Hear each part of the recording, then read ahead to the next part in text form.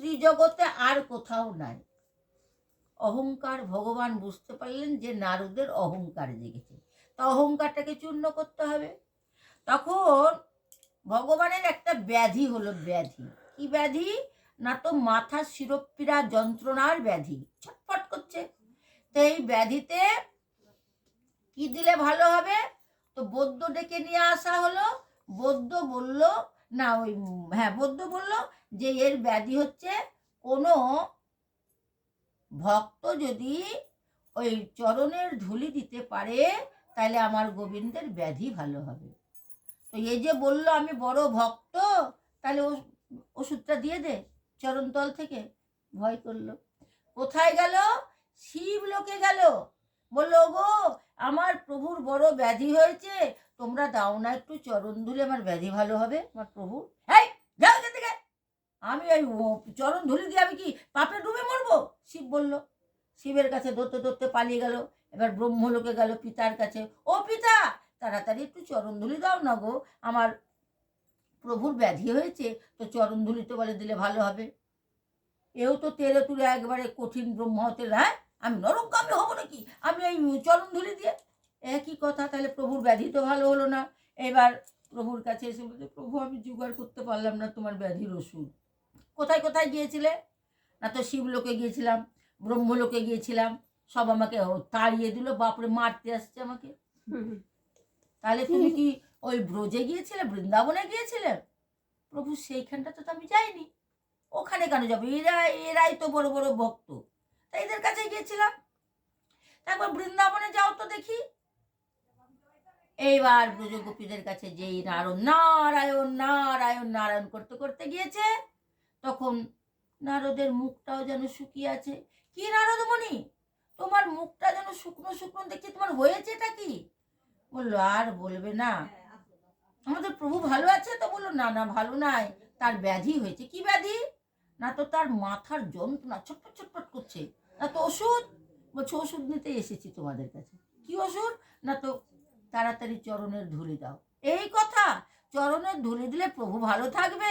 আরে বাবা, আমরা যদি অধঃপতিতে মরেও যাই তবুও স্বীকার, আমাদের প্রভু তো ভালো থাকবে। ভালো তো থাকবে। আহা, কি ভক্তির, মানে এতে আবেগে বলছে তার ঠিক নাই, কি আবেগ। আমরা রসাতলে যাই, আমাদের মৃত্যু হয়ে যাক, তবু আমাদের প্রভু তো ভালো থাকবে। আহা, এই বলে নারদ তাড়াতাড়ি তুমি আঁচলে পাতো। তার গায়ে রামাবলী ছিল, এই যে পেতেছে, আর ওরা গোয়ালিনী, অত তো জুতো মুতো পরে নাই, কাদা টাদা ঝেড়ে ঝুড়ে দিল। বলছে আমা হইতে আমার নাম বড়। আহা, এইবার যেই ধুলি দিয়েছে, যে নামে পড়েছে, কৃষ্ণ নামে পড়েছে, ব্যাধি আউট।